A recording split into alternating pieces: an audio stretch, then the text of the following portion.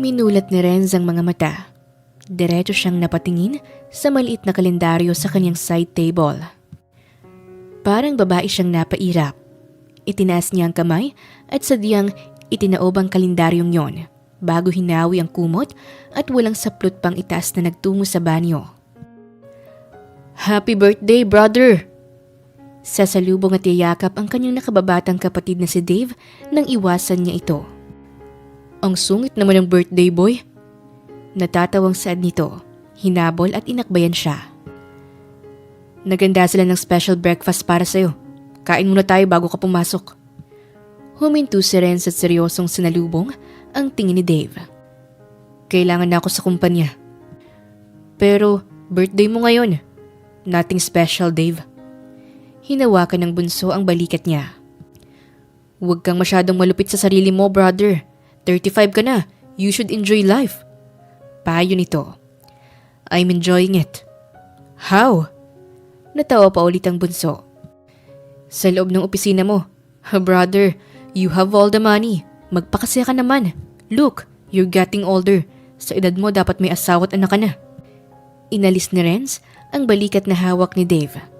Nakakunot noon niyang tinitigan ito tuwid sa mga mata. "Mas matanda ako sa'yo. Ako dapat ang nangangaral. Wala akong problema sa buhay. May fiancé na ako. And 2 or 3 years, magpapakasal na ako." Umirap siya at minabuting titigan ng hawak na attached case. Dalawa lang silang magkapatid na mayapa na ang pareho nilang mga magulang at naiwan sa kanilang napakaraming yaman ng mga ito. Yamang mas nadadagdagan pa, lalo dahil sa pagtatrabaho niya ng husto.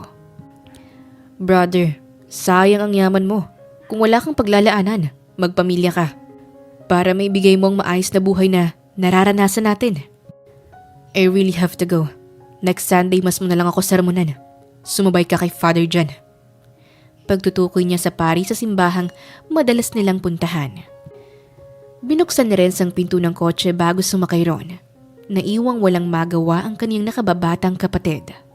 Napahinga siya ng malalim. Marami na siyang properties at assets. Sapat na rin ang pera sa bangko. Isa nga siya sa binatang bilyonaryo sa syudad nila. Kumbaga, wala na siyang dapat patunayan at pagtatrabahuhan. Makakaya na niyang magkaroon ng higit pa sa isang pamilya, lalo na sa edad niyang 35. Lumipad ang mga mata ni Ren sa tabing daan. Kumurap ang mga mata niya ng matanaw ang isang tila pamilya. Kahawak-hawak ng batang lalaki ang nakatalikod na mga magulang nito at ihahatid sa isang eskwelahan. Napangiti siya ng tipid. Sino bang hindi gugustuhing magkaroon ng pamilya? Lalo na ang magkaanak. Batang galing sa'yo. Dugot laman mo. Gusto nga niyang maranasan ng mag-alaga ng sanggol. Magbihis rito hanggang sa matutong maglakad. Makalaro siya, ihatid sa school. Kaso, wala naman sa plano niya ang magmahal ulit.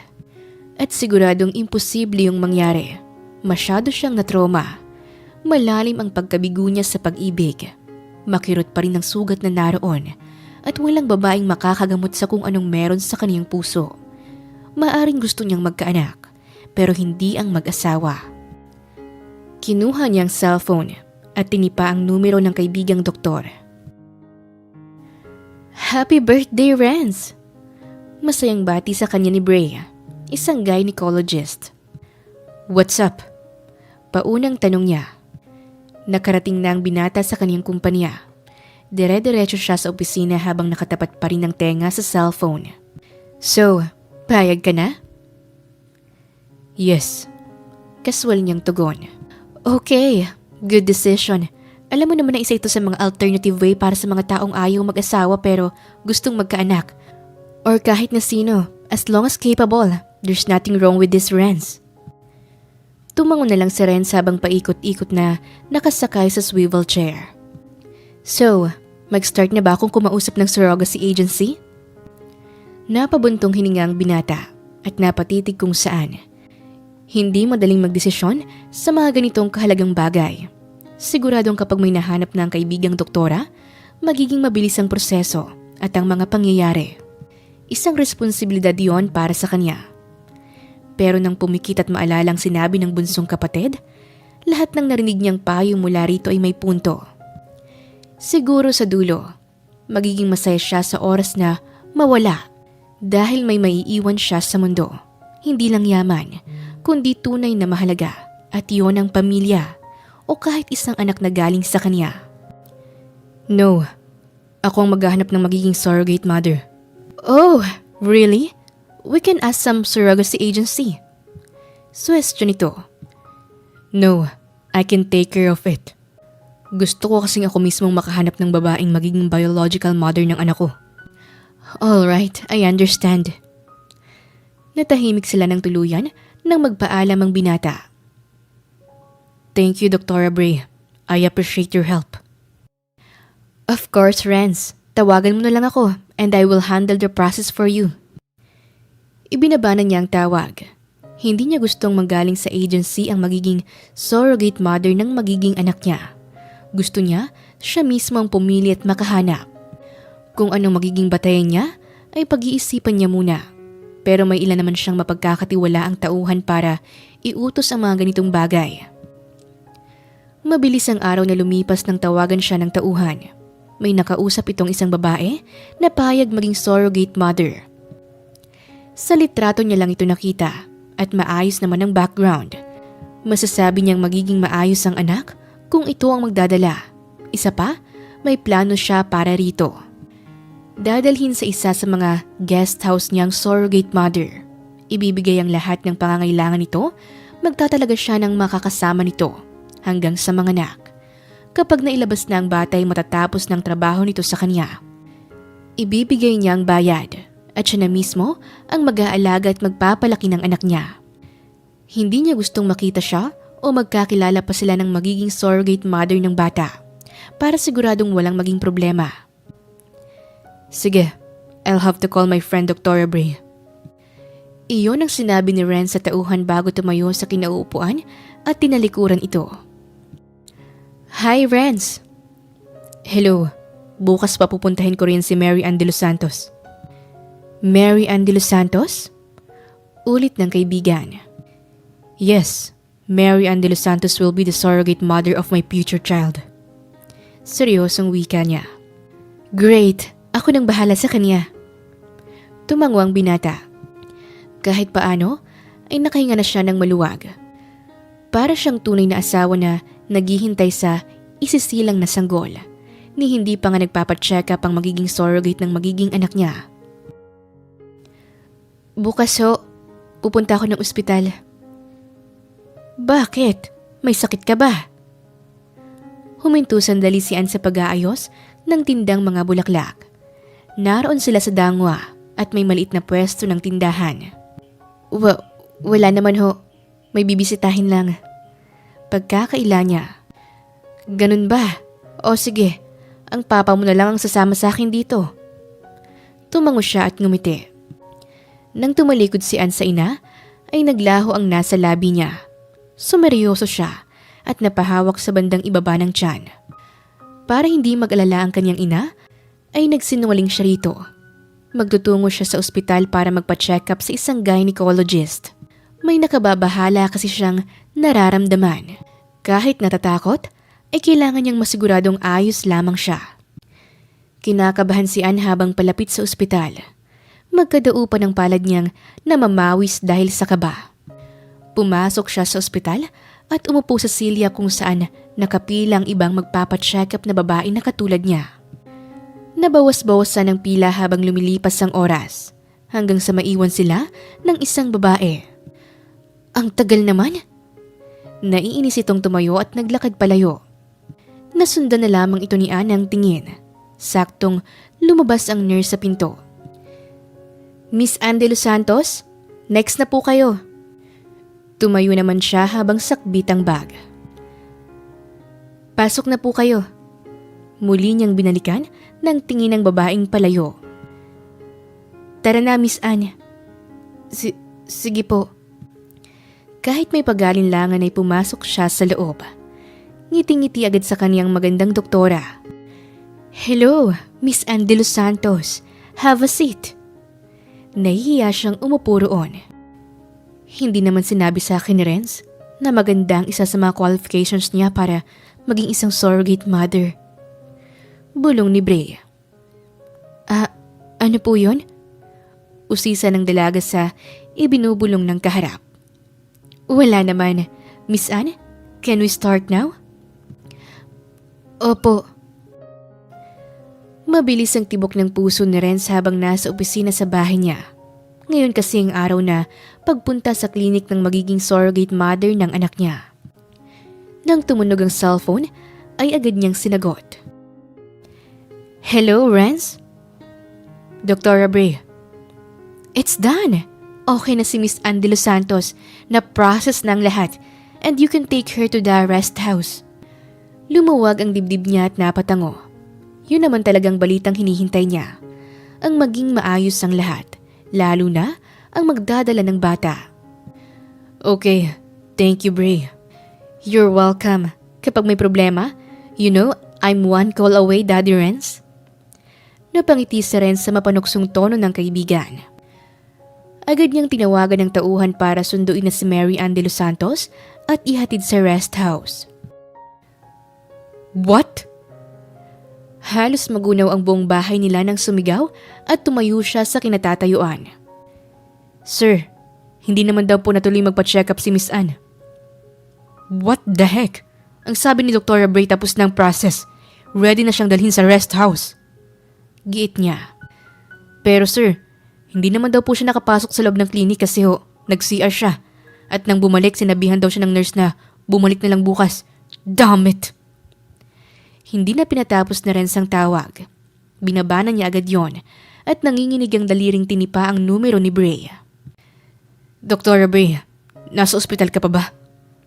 Yes, actually, papasok ako ng emergency room ngayon. May operation ako. Sige, hihintayin kita sa office mo. Napapikit ng mariin ng binata nang makapasok sa kotse. Hawak niya ng mahigpit ang manibela. Hindi pa man nag-uumpisa ang plano niya, nasira na agad. Kung hindi ang hinanap niyang babae ang magiging surrogate mother niya, sino ang babaeng nakausap at sumailalim sa proseso ng doktorang kaibigan? Sino ang naging aksidenteng surrogate mother ng anak niya? Renz, bakit ka napasugod dito? Nag-alala agad si Bray habang palapit sa kanya at nagsusuot ng doctor's coat. Naroon si Renz at tensyonadong sumalubong dito. Something is wrong, Dr. Bray. What? Nakausap ko yung tauhan ko. Yung Mary Ann de los Santos na pinapunta namin, hindi siya nakapasok sa klinik mo. What is that again? Kitang-kita niya ang pagkalito ng kaibigang doktora habang siya ay tagaktakang pawis. Pakiramdam niya ay may nabuntis na agad siya nang hindi sinasadya. Sino yung babaeng nalagyan ng sperm ko? Napalunok si Bray at napatitig sa mga mata ni Renz. Si Miss Ann de los Santos. For pet's sake. Nasapo ng binata ang noo niya. Sigurado akong nagkamali ka, doktora. Yeah, I think so. Marahang pagsang-ayon ito. I need to find her to find out if successful ang naging process sa kanya. Aniya ni Renz. Yes, you should, Renz. For sure. Maaaring madali niya ang anak mo. Cause Miss Anne is capable of. Seryosong sang-ayon ni Bray. Nangangatal niyang kinuha ang cellphone. Isang investigador naman ang kailangan niya para hanapin ng babaeng kapangalan ng dapat magiging surrogate mother ng magiging anak. Natakpan ni Anne ang ilong. Bakit ang baho naman ito? Napalinga agad sa kaniyang amang si Fernando na katulad niya ay sinasalansan ng mga sariwang bulaklak. Anong mabaho? Hindi ba't gustong-gusto mo ang amoy nito? Natigilan ang dalaga. Hindi pa man niya naiibaba ang kamay mula sa ilong, mabilis niyang inilagay yon sa tapat ng bibig. Dire-diretso si Anne sa loob ng kanilang tindahan. Nagtungo sa banyo at doon sumuka. Sinundan siya ng ama at ng inang si Mildred. Magtapat ka nga, Anne. Buntis ka ba? Natigilan siya sa pagsambot ng tubig mula sa gripo at marahang napatingin sa maliit na salamin. Sinong ama niyan? Galit na tanong ni Fernando na nasa sala. May nobyo ka ba? Naiiyak na tanong ng kaniyang mama. Marahang napatayo si Ann at pinagmamasdan ng sarili sa salamin. Wala siyang kinikitang lalaki.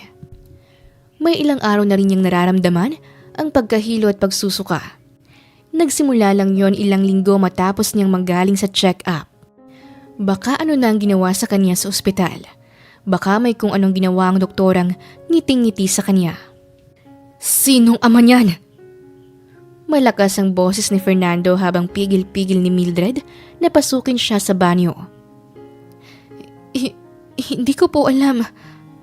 Anong hindi mo alam? Papa, wala po akong kinikitang lalaki. Umiiyak at naguguluhan niyang katwiran.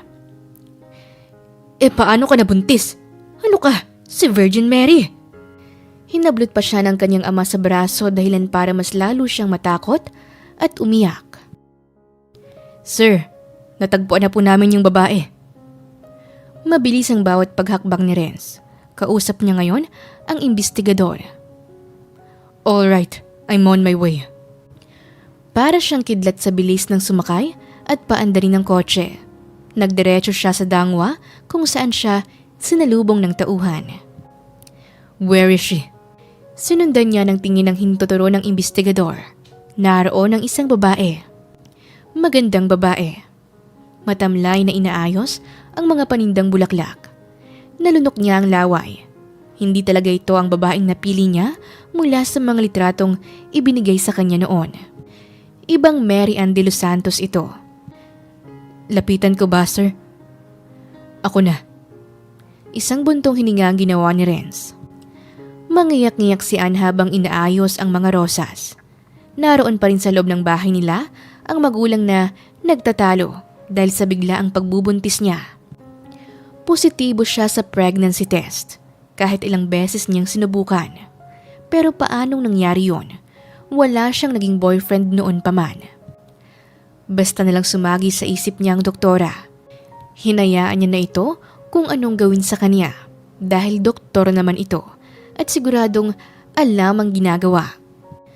Nabuo ang desisyon ni Ana na magtungo roon. Otomatiko siyang umikot at hahakbang ng may lalaki sa harapan niya. Malapad na dibdib lang nito ang nakarehistro sa mga mata niya. Nang itaas ang paningin ay naroon ang gwapong mukha ng isang lalaki. Kumibot ang lalamunan ni Renz nang magsalubong ang tingin nila ng babae. Miss Mary Ann de los Santos? Beritono at seryosong tanong nito. Sino ka? Bumaba ang atensyon ng binata sa tiyan niya, dahilan para mapaatras siya. Yan ba ang nakabuntis sa'yo? Pasugod na agad si Fernando sa estranghero. Agad niyang hinarang ang kaniyang papa. Papa, hindi ko po siya kilala. Baka ho bibili lang. Kinakabahang saad ni Ann at muling tiningnan ang binata. No, hindi ako narito para bumili. Sabay-sabay silang napakunot noo.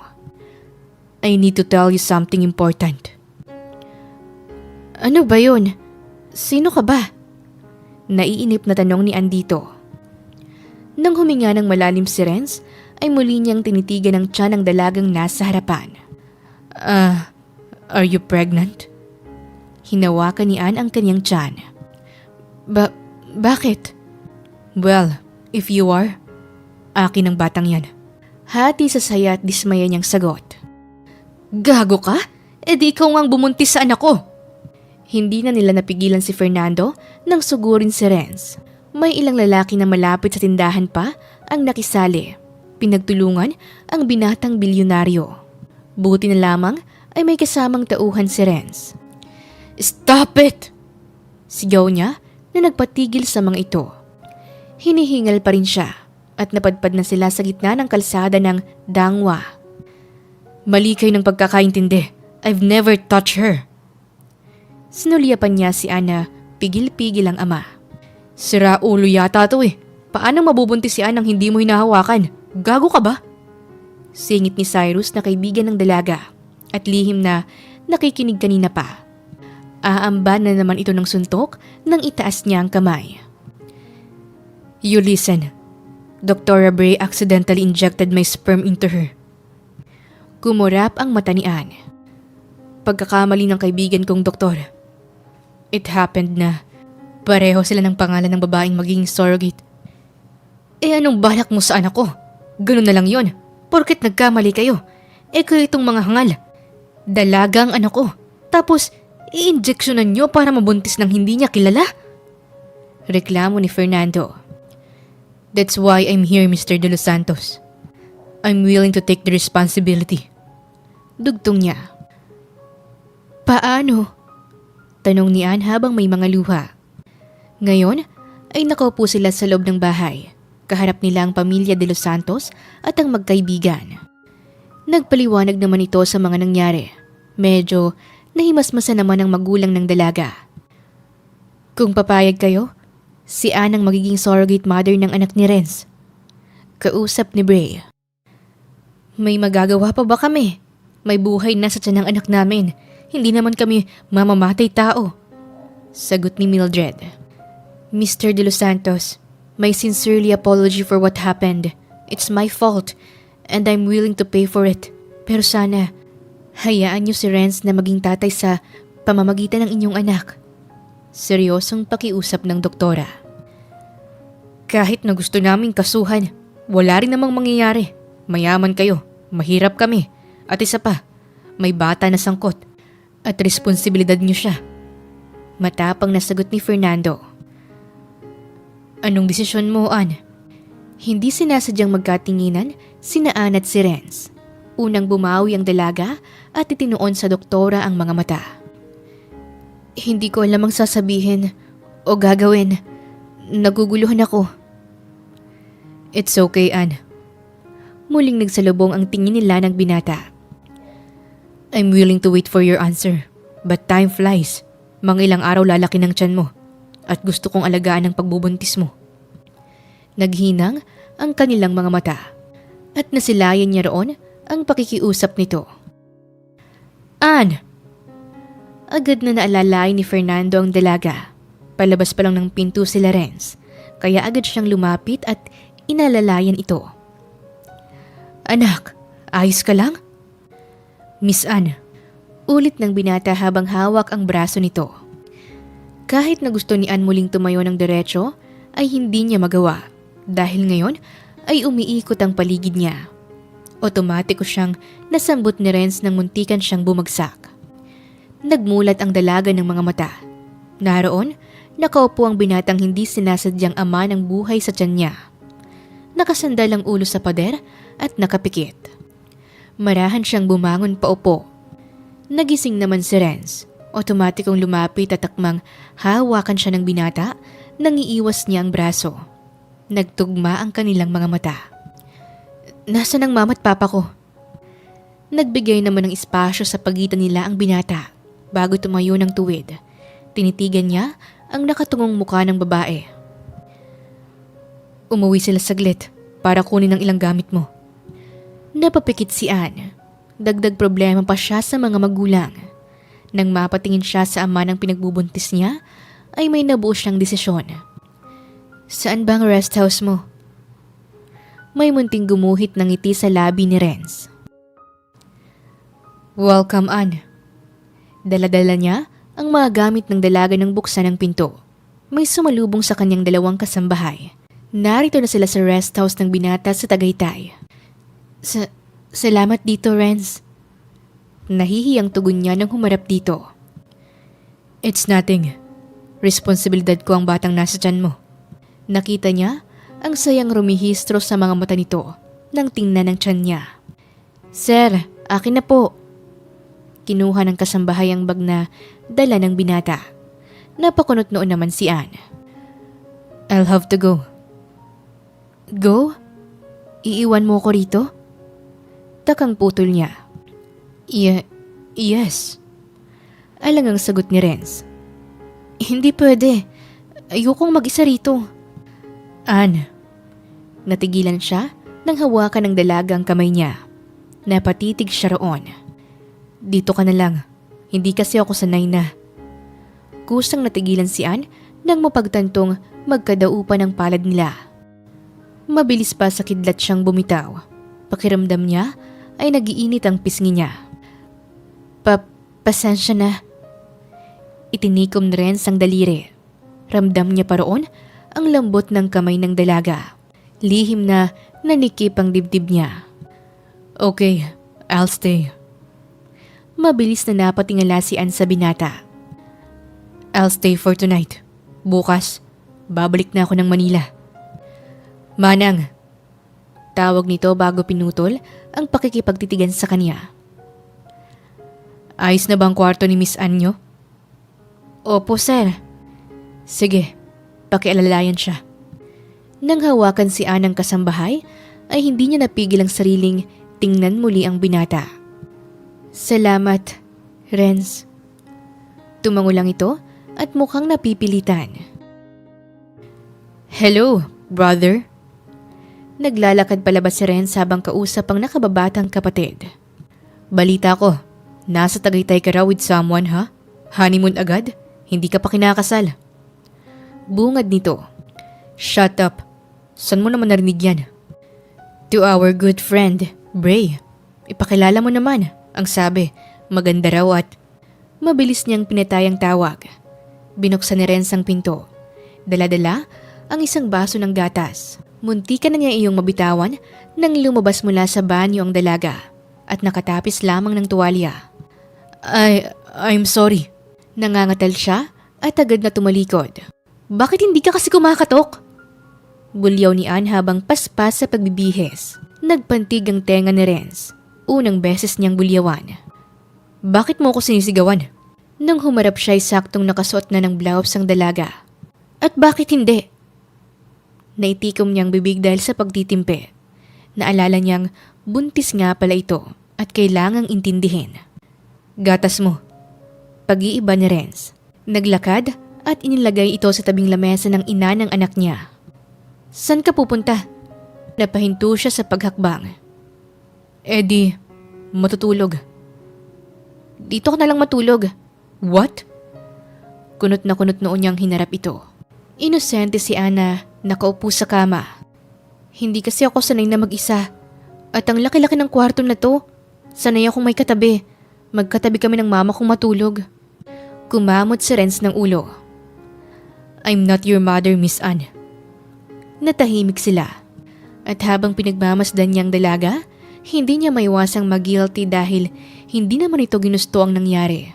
Kasalanan naman niya. Pagkakamali nila. Sige, kukunin ko lang ang laptop ko. Babalik ako. Pagpayag niya sa seryosong tono. Lihim na napangiti si Ann. Hindi niya alam kung bakit hinihiling niya ang ganito sa estrangherong nakilala niya lang. Mahiyain siya pero ngayong may laman ng tiyan niya na wala yon. That's normal, Renz. She's pregnant. Intindihin mo na lang. Baka pinaglilihihan ka. And malay mo, magkatuluyan kayo. Bray, hindi nakakatawa. Seryosong awat niya. Eto naman, maganda si Ann. She is such an ideal woman, Renz. Kaya siya nandito dahil nabuntis siya. That's it. Alam mong para sa akin, hindi totoo ang love na yan. It is something na pilit na pinapaniwalaan ng mga tao. Grabe ka naman. Bye, Bray. Marahan niyang binuksan ang pinto. Kumisap ang mga mata niya nang maabutang nakahiga si Ann at mahimbing na ang tulog. Maingat niyang kinuha ang kumot at tinakip sa katawan nito. Sa nakikita naman niya ay mabuting tao ang dalaga. Inosente, simple, mapagmahal na anak. Siguradong magiging mabuti itong ina sa anak niya. Isang buntong hiningang nagawa ni Renz. Hanggang doon lang yon. Nagising si Ann sa pag-ahon ng sikmura. Nagmamadali siyang bumangon at nagdiretso sa banyo. Please, pakicheck naman si Miss Ann niyo sa kwarto. Utos ni Renz na nasa terrace at umiinom ng kape. Tumalima naman ang mga kasambahay. Sir, nagsusuka ho si Miss Ann. What? Mabilis siyang tumayo. Ann! Naabutan niya ito sa loob ng banyo. Naging alangan siyang hawakan at haplusin ang likod nito. Mangiyak-ngiyak ang dalaga nang hugasan ng bibig.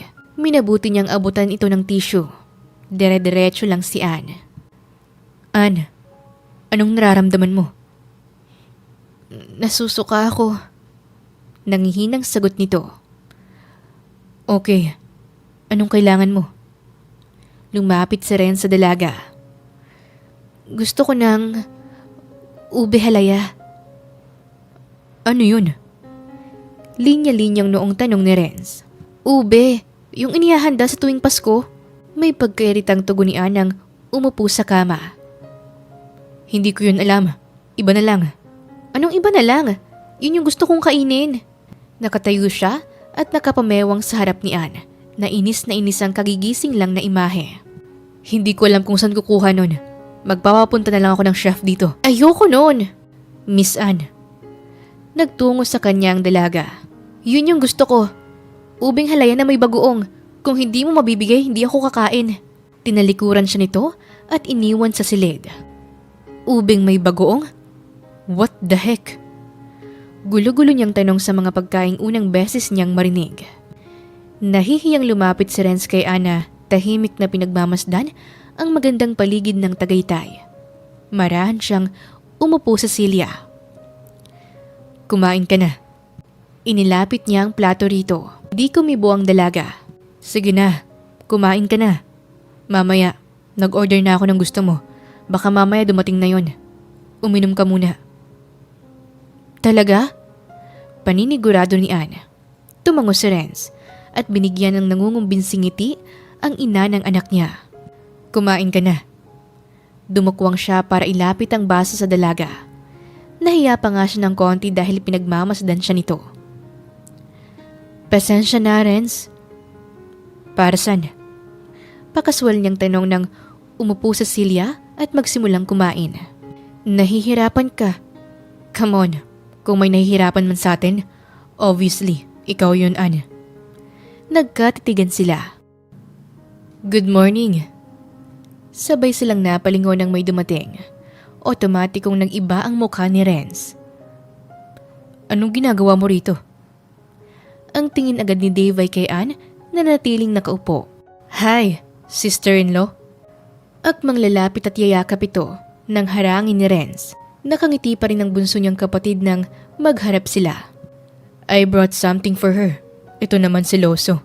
Yayakap lang kay Anne. Marahan siyang tinulak ni Dave sa dibdib habang sinisilip ang dalagang nasa likod niya. Anne, paalalay ka kay Manang umakit sa taas. Utos niya. Sige. Grabe, brother. Yun ang gusto ko sa'yo eh. Tahimik kang gumalaw. Halain mo. Sinasabi ko palang sa'yo na mag-asawa ka na. May pamangkin na ako agad. Ito ba yung ube at bagoong? Kinuha na rin ang plastic na dala ni Dave. Sinilip sandali bago muling sinalubong ang tingin nito. Lumayas ka na. Okay na to. Hindi mo man lang ba ako ipapakilala sa kanya? For what? Para maging close kami. Para kapag inilabas na niya ang pamangkin ko. Dave, she's just a surrogate mother. Natigilan ang kapatid. Hinawakan niya ito sa balikat at diretsyong tinitigan sa mata. Mas mabuting wala kang mabuild na relationship with her. Kasi kapag nanganak na siya, aalis na rin naman siya. Hindi napansin ni Renz ang pagiging malungkot ng himig. Surrogate? Long story pero one thing I realize, I want to be a dad. What about being a husband? Natigilan si Renz. Unang tingin ko pa lang kay Anne. She's nice. Why don't you try? No. Dala niya lang ang anak ko, kaya siya narito. Kapag ayos ng lahat, bibigyan ko siya ng pera para makapagsimula siya ulit. That's sad. Kung ganon, pwede ko siyang ipakilala sa mga kaibigan kong single. Natigilan si Dave sa matalim na tingin na ibinato sa kanya. Oh, bakit? Gagawin ko naman yun kapag nakapanganak na siya. Pabor para sa pagbibigay niya sa akin ng pamangkin. Yan ang wag mong gagawin. Natawa ito at niyakap siya. Bakit? Akala ko ba, surrogate mother lang siya ng magiging anak mo? Tanong nito nang kumalas. Lumayas ka na nga rito. Tinulak ni Renz palabas ang nang-aasar na kapatid. Alam niyang nagsabuatan ito at ang kaibigang si Bray. Bago binuksan ang pinto para sa pilitang pauwiin si Dave ay seryoso siyang nagpahabol. Huwag mo siyang ipapakilala sa mga immature mong mga kaibigan, okay? Bilin niya bago isarado ang pinto. Dala-dala ni Renz ang tray ng pagkain gustong kainin ng dalaga. Ang baho naman yan? Reklamo nito. Anong mabaho? Hindi ba gusto mo tong kainin? Tanong niya nang ilagay sa side table ang daladala. Ayoko na niyan. May balot ba? Wait lang, Ann. Ano namang hinihiling mo? Ito pa nga hindi mo pa nakakain tong kaninang cravings mo tapos... Natigilan si Renz nang matitigan ang seryosong anyo ni Ann. Malalim at nangingitim ang mga mata nito. Bakas ang hirap na nararanasan. Babalik ako. Magtitingin ako sa labas. Tanging naisagot niya. Tumingala siya sa langit. Naroon siya sa labas ng kanilang bahay. Napaka-imposibleng magkaroon ng nagtitinda ng balot sa pribadong village nila rito sa Tagaytay. Hindi pa man talaga nag-uumpisa, napapagod na agad siya. Hindi pa man siya talagang tuluyang natatawag na ama. Hello, Bray. Yes, Renz? Nasaan ka? Parang bad signal. Nasa labas ako. Naghahanap ng balot. Walang emosyong tugon niya. Narinig niya ang pagtawa ng kaibigan. Napailing na rin siya. Parang kahit kailan, hindi niya nakita ang sariling gagawin to. Yun ba ang cravings ng buntis? Yes, ayaw na niyang kainin yung ube. Hindi pa man niya natitikman. Balot naman ang gusto. In this midnight, ha? It's okay, Renz. Ganyan talaga. Eventually, masasanay ka na. Lalo na nagsisimula pa lang siya sa first trimester. Lagi mo siyang intindihin. Hindi madaling magbuntis. Tumangwang binata. Alam niya ang paghihirap ni Ann, lalo na't hindi ito handa. Siya nga inihahanda pa ang sarili. Ramdam at nakikita niyang mas dobling hirap para sa dalaga. Dahil doon, dapat narito lagi ang pabor. Naghihintay si Ann sa ibaba ng bahay. Tinatanaw niya ang bintana. Malakas ang biglang pagbuhos ng ulan. Hindi pa rin nakakauwi si Renz. Nasaan na kaya siya? Kahit iwasan niyang huwag mag-alala, hindi naman niya magawa. Lalo na't siyang may dahilan kung bakit ito nasa labas. Renz! Agad niyang binuksan ang pinto at sinalubong ito na may hawak na payong. Ba't lumabas ka pa? Huminto sa banayad na pagtakbo si Renz. Agad niyang inalalayan ang buntis na si Ann nang salubungin siyang may daladalang payong. Nang makapasok sa loob, ay basang-basa siya. May kinuha namang isang tuwali ang dalaga at natatarantang ipinunas sa kanya. Nako, basang-basa ka. Pasensya na, lumabas ka pa para bumili ng balot. Pinanood na lamang ni Renz ang nakokonsensyang kaharap. Nang ilagay ni Ann ang tela sa buhok ng binata, ay nagdugtong sa wakas ang kanilang mga mata. At natigilan siya. Kakaibang emosyong meron ang kaharap niya. Hati sa hiya at kabang nararamdaman niya, lalo nang makitang bumaba ang tingin nito sa labi niya. Ibababa na sana ni Ann ang kamay nang pigilan siya ni Renz. Nalunok yata niya ang dila at basta na lamang sinapo ang kanyang magkabilang pisngi at hinalikan. Tila wala sa sarili si Renz habang hinahalikan ang labi ng dalaga. Halos mapaatras si Ann kung di lang niya kinabig ang bewang nito palapit. Walang kasing tamis ang labi nito. Ay, Diyos ka po! Anong kahalayan ito? Nahulog pa ng matandang kasambahay ang daladalang kaldero. Bumagsak yun sa sahig dahilan para magulat ang dalawa at maglayo. Hingal na hingal si Renz nang balikan ng tingin ang surrogate mother ng magiging anak niya. Ay, sir! Akala ko ba'y surrogate mother lang si ma'am? Bakit ho hinahalikan ninyo? Usisa ng kasambahay na nakarinig sa usapan nilang magkapatid nung umaga. Kumurap naman ang mga mata ni Ann. Tahimik na iniinom na Renz ang kape. Naroon siya sa terrace at pinapanood ang maliliit na patak ng ulan. Umaga na pero hindi pa rin maalis sa isip niya ang basta na lamang niyang paghalik sa dalaga. Sa tuwing naaalala niya yon, ay gusto niyang iuntog ang sarili. Bakit ko ba nagawa yun? Tanong niya sa sarili kasabay ng paghawak sa noo. Hindi niya alam kung nagsisisi ba siya o ano. Nang makita niyang nag-aalala ito para sa kanya, pakiramdam niya itinulak siya noon para halikan ang dalaga. Para mapawi ang nararamdaman nito at ang nararamdaman niyang pagod. Pinilig ni Renz ang ulo. Kalokohan. Bakit naman niya kailangan ng labi ng aksidenteng magiging surrogate mother ng anak niya? Ganong wala naman siyang nararamdamang espesyal para rito. Renz. Napaso pang labi niya ng mainit na kape at tumapon pa yun sa mga hita niya nang marinig ang boses ni Ann. Okay ka lang? Nang tumayo ang binata at lalapitan sana ng dalaga nang umatras siya. Nagkatinginan sila. Agad na umiwas si Renz. I'm fine. Ibinaling ni Ann ang tingin sa labas ng bahay. Kung hindi lang hinahanap ng mga mata niya ito, hindi siya lalabas ng kwarto dahil sa hiyang nararamdaman buhat sa nangyari kagabi. Natahimik sila at tanging tikatik lang ng mahinang ambon ang maririnig. Napahawak siya sa magkabilang braso sa lamig. Pumasok ka na sa loob. Malamig dito. Hindi mapigilang puna ni Renz. Okay lang. Dadalaw kasi rito sina Mama at Papa at Cyrus. Otomatikong napakunot noo ang binata sa huling pangalan na binanggit niya. Kapatid mo? Paglilinaw niya. Doon lamang sila muling nagkatinginan. Hindi, kaibigan. Tumikwas ang kilay ni Renz at marahang tumango. Sigurado siyang yon ang lalaking pangalawang galit na galit sa kanya nang magpunta sila sa dangwa. Kaibigan. Ulit niya matapos tumikim. Bukas may ultrasound ka. Babalik tayo ng Maynila, okay? Sige. Nasundan ng tingin ni Ann ang binata nang umalis. Sakto namang dumating ang kaniyang mga magulang.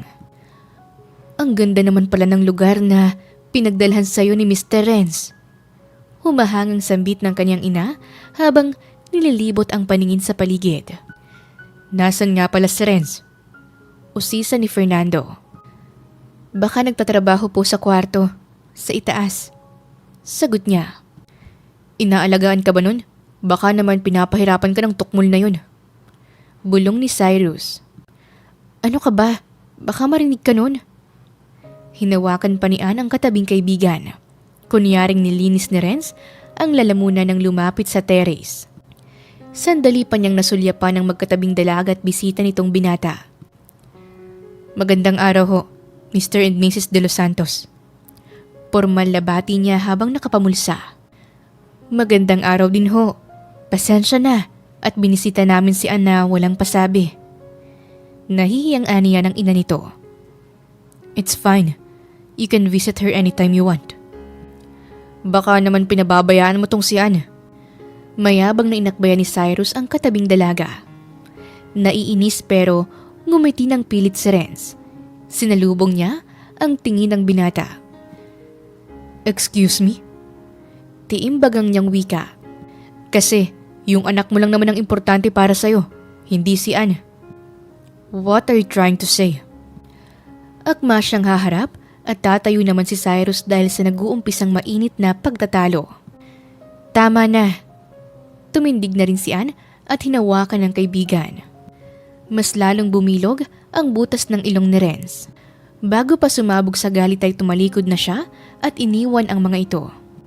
Naroon siya sa veranda ng kwarto, nakatitig sa madilim na tanawin at hawak ang baso ng alak. Renz. Huminto siya sa pagtungga.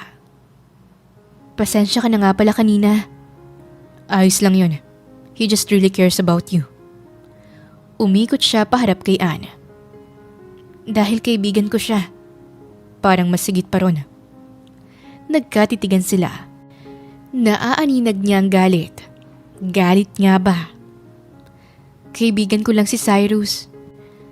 I don't care. Wala naman akong pakialam kung anong meron kayo. It's not my business anymore. But next time, ayoko nang makikita ang mukha ng lalaki na yun sa bahay ko. Renz, pwede kayong magkita matapos kang manganak. May gumuhit na sakit sa dibdib ni Ann mula sa narinig. Hindi napigilan ng mukha niya ang pagrehistro ng lungkot. Pero habang daladala mo ang anak ko, sa akin ka. Naiintindihan ko. Garalgal niyang tugon at nakipagtagisan ng titigan kay Renz. Alam ko naman ang responsibilidad ko. Dadalhin ko ang anak mo. Yun lang. Mapait niyang wika. That's good, Ann. Naging mas mapakla ang tono ng binata. Mukhang naalala niya sa pagkakataon na ito kung bakit magkasama lamang sila ng dalaga. Dahil sa aksidenteng pagiging surrogate mother nito sa magiging anak niya. Kinabukasan, Tahimik silang nagbiyahe pabalik ng Manila para sa check-up at ultrasound. Dr. Bray. Napatingin na lang si Ann sa dalawang nagyakap. Alam naman niyang magkaibigan ng mga ito, pero hindi niya maiwasang makaramdam ng kakatuwang pakiramdam. Hi, Ann. Ngumiti siya ng pilit ng hawakan ng doktora ang kamay niya. Hello po, doktora. Pinahiga siya nito at agad na may itinapat sa kanyang tiyan. Naroon sa tabi ng higaan niya si Renz. Look, Renz! You're having a triplets! Really? Sabay silang tumingin sa monitor habang hindi mailarawan ang saya sa muka. You're pregnant with 3 babies, Ann! Kapareho nilang masaya si Bray. Nagkatinginan sila ng binata. Nagulat pa siya nang hawakan nito ang kamay niya habang maluwag ang ngiti sa labi. Ann, thank you. Naiiyak siyang tumango rito habang mahigpit ang kapit sa kamay. Dahil sa sayang meron sa puso ni Renz, ay nayakap niya si Ann na nakahiga. Ramdam naman niyang pagganti nito ng yakap. Dumaan muna tayo sa mall. Nilingan ni Ann ang katabi na nagmamaneho. Napangiti pa siya nang makita ang saya sa anyo ng binata. Mamili tayo ng mga gamit nila, baby. Sige, kahit anong gusto mo. Pagsang-ayon niya. Nang makarating sa mall, at dahil maraming tao ay minabuting hawakan ni Renz ang kamay ni Ann habang naglalakad. Ito, ang cute oh. Ipinatong ni Ann ang isang cute na sombrero kay Renz. Nagpa-cute naman ang binata na ikinatawa niya. Kailan ba natin malalaman ang gender? Tanong niya. I don't know, pero ang sabi ni Bray, mahihirapan ng ganito kaaga malaman ang gender ng mga bata. Anyway, ano bang gusto mo? Tanong sa kanya ng binata nang akbayan pa siya. Importante ba kung anong gusto ko? Kapag naman nailuwal ko na sila, hindi naman nila ako makikilala. Nawala ang saya sa mukha ni Renz. Hindi ba? Mapait niyang tanong. Brother! Sabay silang napaharap kay Dave. Anong ginagawa niyo rito? Napatingin ang binata kay Ann bago sa nakaumbok na tiyan nito. Wow! Ang bilis namang lumaki ng pamangkin ko. Akmang hahawakan ni Dave ang tiyan niya nang ilayo siya ng binata habang hawak siya sa kamay. Ako lang ang pwedeng humawak sa mga anak ko. Kunyaring galit nitong Saad. Tinawanan lamang siya ng nakababatang kapatid. Napagdesisyonan nilang kumain muna sa isang restaurant. Todo asikaso sa kanya si Renz sa pagkain. Nahihiya na nga siya kay Dave na nakangiti naman na pinagmamasdan sila. I'm sure, Ann, mahihirapan ka sa pagbubuntis. Imagine, may 3 batang lumalaki sa tiyan mo. Sasagot pa lamang siya nang hawakan ng katabing binata ang kamay niya. Anong Ann? Hindi ka ba marunong gumalang? Sambit ni Renz. Okay. Sorry na brother. Ate Ann pala. Bawi ni Dave. Walang problema, Dave. Maayos naman ang pagbubuntis ko. Medyo mahirap pero siguradong magiging sapat ang lahat ng nararanasan ko kapag nakita ko ng mga bata. Natigilan siya mismo sa sasabihin. Parang wala sa usapan nilang pwede niyang makita ang mga bata sa oras na mailuwal niya ang mga ito. Masyado siyang nadala sa mga nangyayari. Masyado siyang masaya sa buhay na nasa harapan niya habang ang totoo ay malayo sa katotohanan ang mangyayari sa oras na makapanganak siya. Dahil nagpatuloy ng magkapatid sa kwentuhan, ay hindi napansin ng mga ito ang nakabitin niyang sasabihin. Mabait pala ang kapatid mo. Puri ni Ann habang nasa biyahe sila pabalik ng Tagaytay. Mas mabait pa sa akin? Nilingas siya sandali ni Renz. Siyempre, ngumiti na ito sa pag-aakalang hindi ang isasagot niya. Siyempre oo, natatawang dagdag niya. Umiling lamang ang binata. Alam naman ito ang tunay niyang sagot. Ann, huminto siya sa pagpasok ng kwarto. May inabot si Renz na isang paper bag. For you. Sinilip niya yon at doon niya nakitang ilang piraso ng damit para sa kanya. Alam ko na kulang pa yan to show how thankful I am, Anne.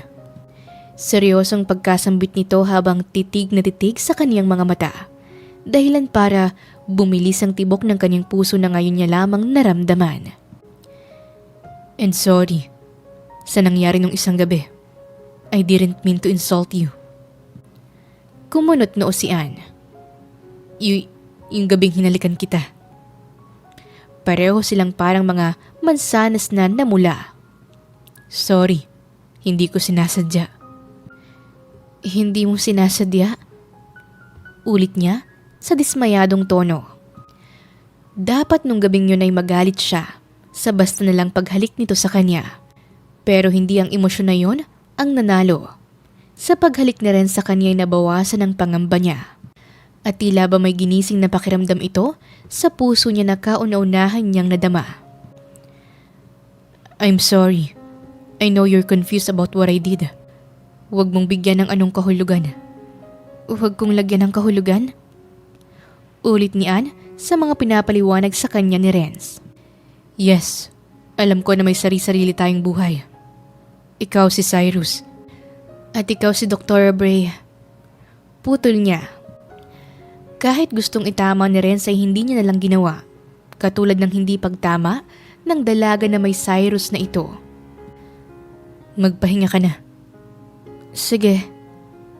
Kinuha niyang inabot nitong paper bag bago pumasok sa loob at isinarado ang pinto. Napasandal siya roon at napabuntong hininga. Pigil-pigil ni Anne ang sariling tawagan si Renz kahit na gusto niya itong makita. Ewan ba niya baka pinaglilihian niya ito sadyang gusto niya lang talagang makita ang gwapong mukha ng binata ngayong umaga. Kaso, nahihiya siya.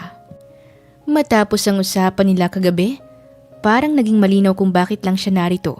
At dahil doon, ay kailangan niyang pigilan ang sarili dahil ayaw niyang magmukhang desperada. Hawak-hawak niyang namimintog na tiyan nang pumasok ang isa nilang kasambahay. Ma'am, pagkain niyo po. Inilagay nito ang isang plato ng prutas sa gilid ng kanyang lamesa. Manang, may alam ho ba kayong paraan para mapigilan ang paglilihi?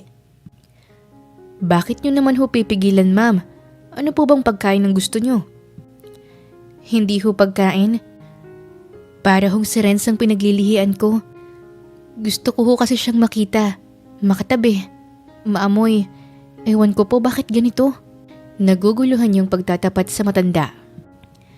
Normal lang yan, Ma'am Anne. Huwag mong pigilan, baka magalit ang triplets niyan. Matyagang hinihintay ni Renz ang kasambahay na bumaba sa hagdan. Hindi pa kasi ito lumalabas ng kwarto ni Anne. Nahihiya naman siya itong pasukin sa loob. Manang, gising na ba si Anne? Oho, sir. Lumapit ito sa kanya. Bumaba siya ng kaunti nang makitang may ibinulong ang kasambahay. Gusto ho kayong makita ni Ma'am Anne, kaya lang ho, nahihiya siya sa inyo. Pinaglilihan niya po kayo, sir. Kinikilig pa ang matanda nang banggain siya ng kaunti. Kaya pala nung mga nakaraang linggo ay gusto siya nitong laging makita. Hello, Bray. Yes? May problema ba? Wala naman. Maitatanong lang. Kausap niya ngayon ang kaibigang doktora. Go ahead. Ano ba yun? Hindi alam ni Renz kung paano sisimulan ang tanong. Nahihiya siya pero sa kabilang banda ay natutuwa rin naman siya sa ibinalita ng kasambahay. Renz, masasabi mo ba yan within this day? Biro ng kaibigan. Totoo bang pwede akong paglihian ni Anne? Narinig niyang malutong na pagtawa ng doktora na talagang ikinahiya niya. Bray, napipiko na wika ng binata. Okay, sorry. Tungkol dyan sa tinatanong mo, wala pa namang any proof na nagsasabing pwedeng maging cravings ng isang buntis ang mister niya. Pero kasi dala ng pregnancy hormonal changes, sensitive at mas moody siya. Hindi mo mapipigilan ng isang emosyon ng buntis. Pangalawa, dahil lagi kanyang nakikita, nasasanay na siya sa'yo. Tumangot-tango si Renz habang naririnig ang mahabang paliwanag ni Bray. At dahil na rin sa pregnancy norm, tumitindi ang emosyon ng buntis para sa kanilang asawa. Natigilan siya sa huling narinig. But in your case, hindi mo naman siya asawa. Pero responsibilidad mo pa rin si Anne. May ilang buwan na kayong magkasama. I understand now, Dr. Bray. Good evening. Napatingin si Anne nang pumasok sa Renz habang may daladalang tray ng pananghalian. Sabay na tayong kumain. Nanatiling nakayuko si Anne nang umupo siya sa kama. Inabutan lamang niya ito ng kutsara. Pinaglilihian mo raw ako? Hindi ha. Napangiti siya sa naging violenting reaksyon nito habang hawak-hawak ang kubyertos. Okay lang yon. At least magiging guwapo ang mga anak natin. Anak natin? Paano magiging anak natin kung pagkulawal ko sa kanila, hindi na nila ako makikilala o makikita? Nagkatitigan silang dalawa. Naaninag ni Renz ang mga luha ni Anne. Baka ora mismo na maputol ang pusod nila mula sa akin. Kunin mo na sila, tapos bibigyan mo lang ako ng pera. Bayad sa pagiging aksidenteng mami nila. Anne, bakit pinili mo to, Renz? May bumarang emosyon sa lalamunan niya sa tanong na yon. Dahil yon ang eksaktong tinatanong niya sa sarili. Habang marami kang pagpipilian, mayaman ka, may pangalan, at hindi ka mahihirapang makahanap ng babaeng pwede mong pakasalan. Magkakaroon kayo ng pamilya sa nakasanayang paraan. Nagkamali na ako nun. Pigil ang hikbi ni Anne sa narinig. Iniwan ako ng long-time girlfriend ko nung araw ng kasal namin. Bukod sa pagkapahiya, I felt betrayed. Dahil doon, I know love won't last. Hindi magtatagal ang pagmamahal ng isang tao para sa'yo. Katulad ng kahit anong pagkain na napapanis, gamot na na-expired. Darating ang araw na magsasawa siya sa'yo. Kaya hindi na ako naniniwala sa pag-ibig na yan. Gusto kong magkaanak, pero ang mabuhay kasama ang isang tao na hindi ako sigurado. Hindi. Tumango lang si Anne habang kinokontrol ang mga luha. Nakakalungkot dahil sa nangyari sa'yo. Nawala ng tiwala mo sa ibang tao. Ganon na rin sa pagkakataon na pwede ka pang umibig. Pero may gusto akong malaman mo, Renz. Pinagkatitigan niya ang mga mata nito. Hindi lahat ng tao magkakatulad. Hindi lahat ng pwede mong mahalin, katulad ng dati mong nobya. Maaring hindi ko pa nararanasan ng masaktan. Pero kung mangyayari man sa akin yun, alam ko na hindi ako magiging talo kasi nagmahal ako ng totoo. Kung dahil sa sakit na naranasan mo nun, matatakot ka nang sumubok ulit, nakakaawa ka. Dahil lang sa pagkakamali ng isa, hindi mo na mararanasan ang magmahal ulit. Ang magmahal ang pinakamahiwagang pakiramdam na hindi may papaliwanag o mailalarawan. Napahawak sa tiyan si Anne. Otomatikong napatayo si Renz at hinawakan ang kamay niya. What's wrong? Anong masakit? Ang sakit ng tiyan ko. Mahinang sagot nito habang umiiyak. Tatawagan ko si Dr. Bray. Nilapitan niya si Anne habang tensyonadong tinitipa ang numero ng doktorang kaibigan. Aray! Patuloy ng katabing buntis. Sandali lang, Anne. Nervyos na nervyos niyang saad. Inakbayan at hinalikan niya ito sa ibabaw ng ulo para iparamdam na narito lang siya sa tabi nito. Dahil nasa Maynila pa si Bray ay ibang doktor ang pinapunta nito sa kanila. Isa ring gynecologist at kaibigan ng doktora. Agad nitong tiningnan si Anne. Kumalma naman ang dalaga habang tinitingnan ng doktor. Lumabas mula sa kwarto ang kaibigan ni Bray na agad na sinalubong ni Renz. Kumusta si Anne at ang mga baby? Nanginginig na boses na tanong niya. She's fine now. Ang gusto ko lang malaman mo na masela ng pagbubuntis ni Anne. Kinalas niya ang pagkakahalukip-kip dahil sa narinig. Napahakbang siya paharap rito. Dahil sa insemination at triplets ang dinadala niya, nahihirapan si Miss Anne dalhin ng mga bata.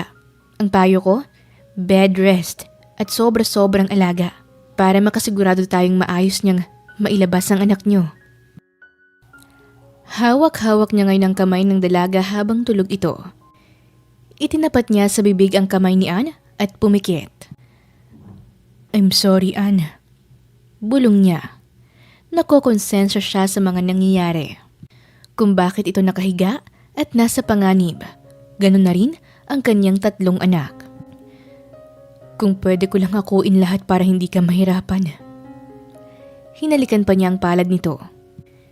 Sir, pasensya na ho. Nasa labas po si Mr. and Mrs. De Los Santos. Sige, bababa na ako.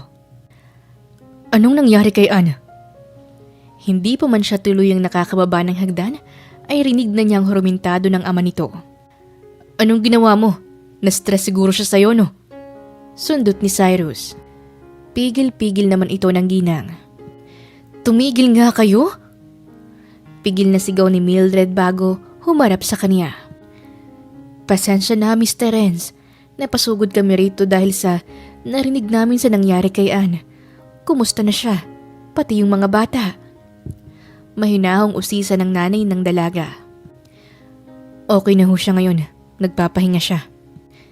Pinili niyang maging malumanay din at tuwid na tinitigan ang ama ni Anne. Siguro nga kasalanan ko pero kasalanan mo talaga. Kung hindi ba naman kayong tanga at yung doktor? Ang dami-daming pwedeng turukan. Yung anak ko pa. Putol sa kanya ni Fernando. Tapos anong gagawin mo kapag nakapanganak na siya? Ibabalik mo na parang walang nangyari? Patuloy rin ni Cyrus. What's happening here? Bakit niyo pinagkakaisa ng kuya ko? Pumasok si Dave na kunot ang noo. Agad niyang hinawakan ng bunsong kapatid na handa siyang ipagtanggol. It's okay. Pamilya sila ni Anne. Kausap ni Renz dito. Anong nangyari kay Ate Anne? Baling ni Dave sa kanya. Nagkaroon siya ng cramps. Nagpatawag ako ng doktora and she found out na masela ng pagbubuntis niya. Inakbayan siya ng bunso. For now, gusto kong manghingi sa inyo ng pasensya. Hindi ko gustong nahihirapan si Anne.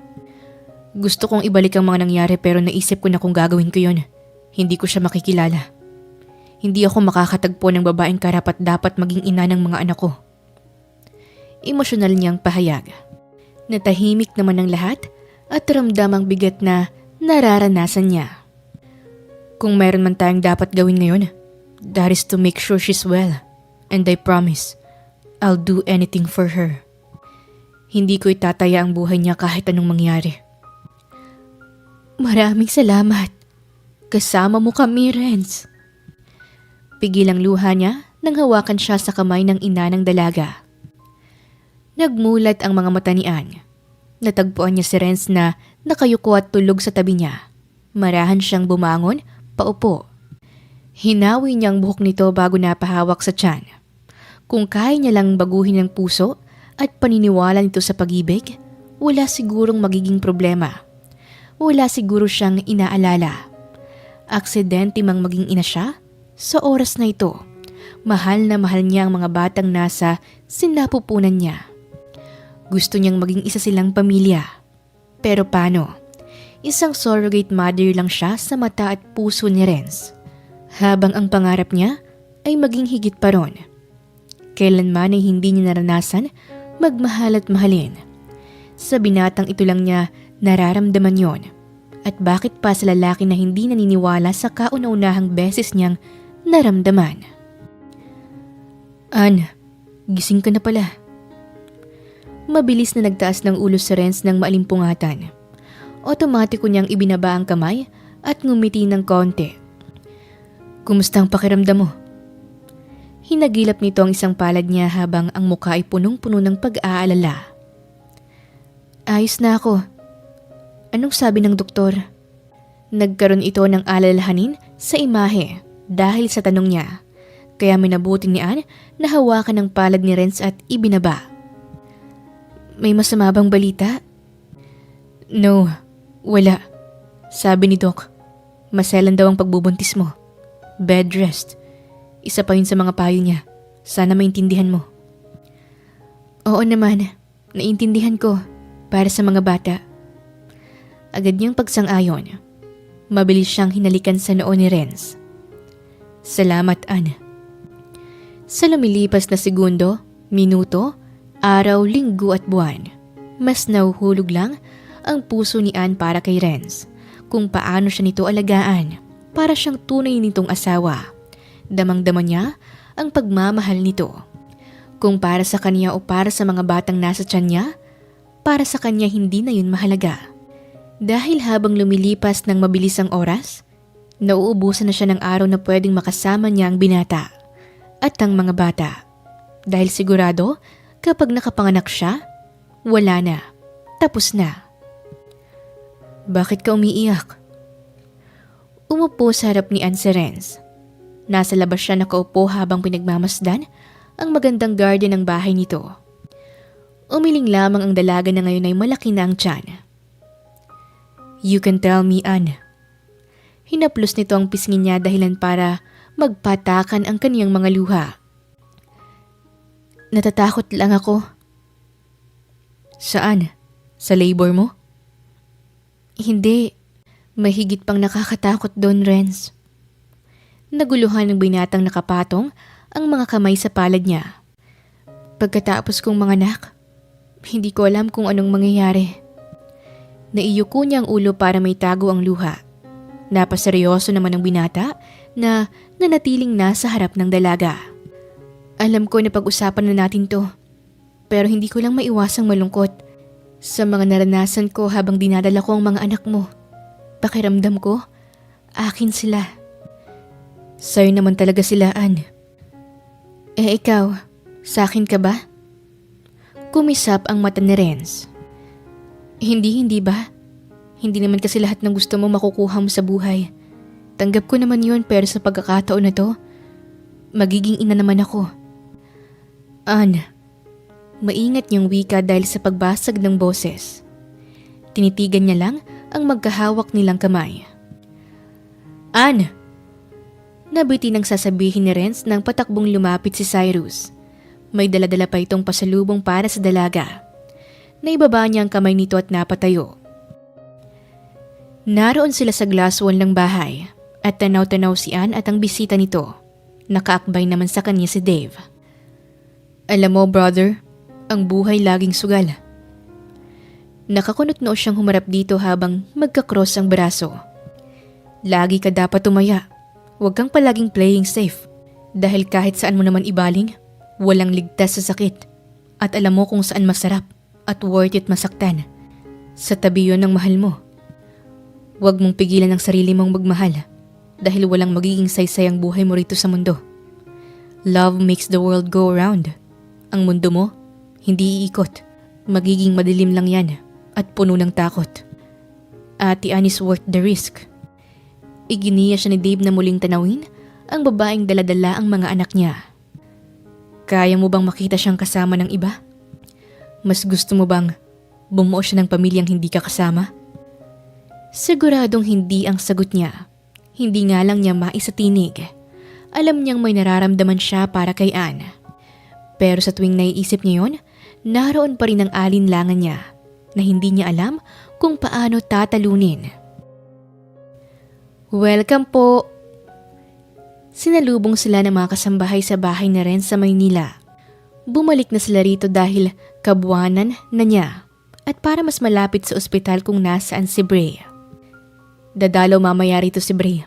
Dadalawin ka niya. Balita nito sa kanya habang inalalayan siyang umupo sa kama. Hirap na rin kasi siyang gumalaw dahil sa malaking tiyan. Nababawasan naman yon dahil sa laging pag-alalay sa kanya ng binata. Ako bang dadalawin niya o ikaw? Bulong niya na hindi inaasahang marinig ni Renz. What? What are you trying to say? Kapag yung Cyrus na yun ang dadalaw, wala kang naririnig sa akin. Tiningala ni Ann si Renz dahil sa sarkastikong tono at ngiti nito. Kaibigan ko si Cyrus. Kaibigan ko si Bray. Siya naman ang napangiti. Araw-araw mong kausap si Doktora. Anong kaibigan yun? Ann, ikaw ang pinag-uusapan namin. Natigilan siya sa sinagot ni Renz. Tinatanong ko kung anong makakabuti sa'yo. Bakit siyang tinatanong mo? Nasa harapan mo ako. Ba't di ako ang tanungin mo? Paano kita kakausapin? Laging nakabuntot sa'yo yung Cyrus na yun. Mapait na wika nito. Ano bang problema mo kay Cyrus? Natawa si Renz at tinalikuran siya habang nakapamewang. Ba't galit na galit ka sa kaibigan ko? Alam mo, lagi niyang pinapagaan ang loob ko. At may plano siya sa akin sa oras ng mga anak ako. At anong plano niya? Napamaang pa si Anne dahil nang humarap ay parang nagbabagang apoy si Ren sa galit. Yung planong hindi mo kayang iplano para sa akin. Seryosong sagot niya. Ano?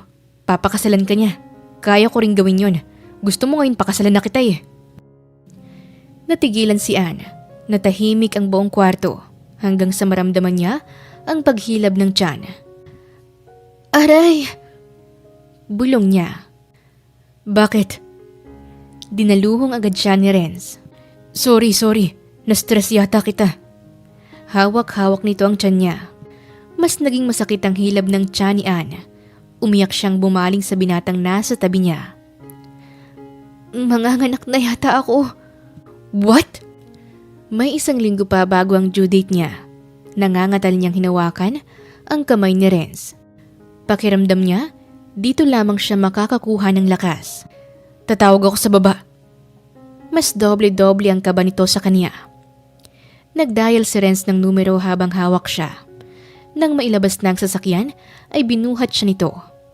Saktong naroon si Dave, ang nakababatang kapatid nito ang nagmaneho habang naroon sila sa backseat. Ni hindi binitawan ni Renz ang kamay niya. Kasama niya itong nanginginig at kinakabahan. Malapit na tayo, Anne. Kapit lang. Bulong nito sa kanya. Hindi na niya maintindihan ang nangyayari. Umiikot ang paligid niya habang sakay ng stretcher na tinutulak ng ilang nurse kasama ang binata at kapatid nito. Anne!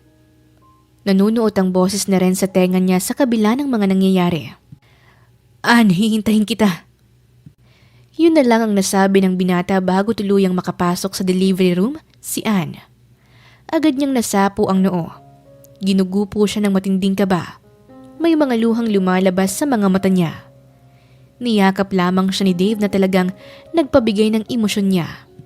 Naabutan din siya ng magulang ni Anne. Ang ina nito ay niyakap rin siya. Renz! Tensyonadong lumabas sa pinto si Bray. Bray, nasan si Anne? Salubong niya rito. Nahihirapan si Anne. What? Nahihirapan siyang ilabas ang mga bata. Yung anak ko! Iligtas niyo yung anak ko! Kung hindi, kakasuhan ko kayo! Sigaw ni Fernando. Keep Anne safe. Seryosong wika ni Ren sa kaibigan. Gagawin namin ang lahat. Gusto mo ba siyang samahan sa delivery room? Tagaktak ang pawis ni Anne habang hilab ng hilab ang tiyan. Hindi niya na alam ganito pala kasakit ang mga anak. Anne. Renz. Tuluyan siyang napaiyak nang makita ang binata. Inilagay nito ang braso sa kaniyang ulunan at hinawakan ang kamay niya. Hinalikan pa siya sa pisngi nito. Kaya mo yan. Nandito ako. Tumango siya habang umiiyak. At inipon ang mga natitirang lakas para mailabas ang mga batang inaasahan ni Renz. Good job, Anne! One more! Palabas na si baby number 1! Sigaw ni Bray. Go! Go, baby! Kaya mo yan! Bulong sa kanya ni Renz. Tumitig siya sa kisame at ibinigay na ang lahat. At bago mawala ng malay, ay narinig niya ang iyak ng bata. Malamlam ang pagmulat ni Anne ng mga mata. Lahat ng parte ng katawan niya ay masakit habang nakahiga. Anak! Nabungaran niya ang ina. Yung mga bata ho. Hirap niyang tanong.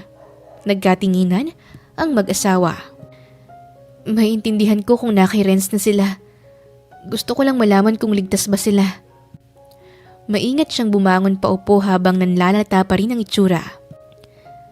Maayos sila, anak. Ligtas mong nailuwal ang mga bata. Nakangiting saad ng kanyang ama. Doon lamang siya napaiyak. Tanggap niya na, dito na natatapos ang lahat. Mama, pwede bang umuwi na tayo? Umiiyak niyang tanong. Kailangan pa nating kausapin ang Gusto ko nang umuwi, Mama. Niyakap siya ng ginang. Sige, uuwi na tayo. Nang matapos ang mga kailangang papeles, ay inilalayan siyang sumakay ng wheelchair Kahit pigilan ng mga luha ay kusa na yung kumakawala sa mga mata ni Anne. Palabas na sila ngayon ng ospital. Alam niyang ganito ito matatapos. Hindi lang siya handa sa matinding sakit. Naramdaman na niya ngayon ang naramdaman ni Renz noong iniwan ito. Hindi pala magiging madali dahil hindi lang siya nawala ng minamahal, nawalan din siya ng mga anak. Kahit ang tawag lang sa kanya ay isang surrogate mother, ina pa rin siya. Sa puso at kaluluwa at walang kahit anong bagay ang makapagpapabago ng katotohanan na yon. Dinala niya ang mga bata ng 9 na buwan. Dugot laman niya ang mga ito. At para sa kanya, hindi yon aksidente. Isang biyayang maging ina. Naging mas espesyal pa yon dahil naging ina siya nang hindi inaasahan. Anne! Napahinto ang pagtulak sa wheelchair niyang sinasakyan. Pamilyar ang boses na yon. Hinihingal si Renz nang magtungo sa harapan niya. Saan ka pupunta? Tiningala niya ito habang nanlalabo ang mga mata sa luha. Babalik sa dati kong buhay. Bakit? Ayaw mo ba akong makasama? Ayaw mo bang makasama ang mga anak natin? Hindi ba dapat ako nagtatanong niyan sa'yo? Bumaba si Renz para tumapat sa mukha niya. Alam mo ang pangarap ko, Renz. At yun ang magkaroon ng pamilya. Pero sabi mo nga, kapag katapos kong mga anak, aalis ako. Iiwan ko sa'yo ang mga bata. Ginagawa ko to para sa'yo. Pero gusto kong manatili ka, Anne. Mabilis na sinapo ni Renz ang mga pisngi ni Anne at dinikit ang noon niya rito. Gusto kitang makasama. Kasama ang mga anak natin. Hinawakan niya ang kamay ni Renz. Mahal kita at kailangan kita. Napaiyak siya lalo sa narinig. Sa'yo ko lang gustong buksan ang puso ko. Sa'yo lang ulit ako maniniwala at magtitiwala. Huwag mo naman ulit akong hayaang masaktan. Umiling siya. Hindi ko gagawin yun, Renz. Mahal kita, Anne. Habang sinasabi yon, ay may sinusuot itong singsing sa kanya. Mahal din kita, Renz. Isang damping halik ang binigay sa kanya ng binata bago siya binuhat at niyakap ng mahigpit. Napangiti ang naiiyak niyang ina at inakbayan naman ng papa niya si Cyrus na kahit nasaktan ay masaya pa rin para sa kanya. Nang araw na yon ay nakita na yakap niyang mga anak kasama si Renz, ang kanilang triplets na parehong mga lalaki. Ang panganay nilang si Anthony, si Arthur naman ang sumunod at ang bunsong si Alexander. Sa lumipas na taon ay pakiramdam niya na wala na ang takot ni Renz at binigay ang lahat ng pagmamahal sa kanila ng mga anak niya. Sa Tagaytay sila naninirahan. Magse-celebrate na sila sa taon na ito ng kanilang 5th anibersaryo ng kasal. Hindi inaasahan ni Anne sa pagiging aksidenteng ina ay matatagpuan niya rin ng isang espesyal na puso. Pusong nasaktan, nahirapan man, piniling lumaban, piniling sumugal para sa kanya. Si Renz, nagbago ang pangarap. Akala niya, kontento na siya na magkaanak para sa yamang iiwan niya. Mas hamak at wala palang makakapantay sa ligaya kasama ang buong pamilya. Pamilyang kinalimutan na niya. Buti na lamang at nagtagpo ang landas nila ng babaeng pinakamamahal. Pamilya agad ang natagpuan niya nang makita si Anne. Swerte nga naman. Kung kailan handa na siyang mag-isa, doon darating ang tamang babaeng sa kanya ay inilaan na magpapaniwala na tunay ang pag-ibig na minsan na niyang kinalimutan. Tunay niyang hindi natuturuan ng puso kung kailan ito pipigilan, sasaraduhan at magmamahal. Wakas! Maraming salamat po sa inyong pakikinig sa kwentong ibinahagi namin ngayong araw. Muli, ito po si Tales of Siren at hanggang sa ating muling kwento. Maraming salamat po.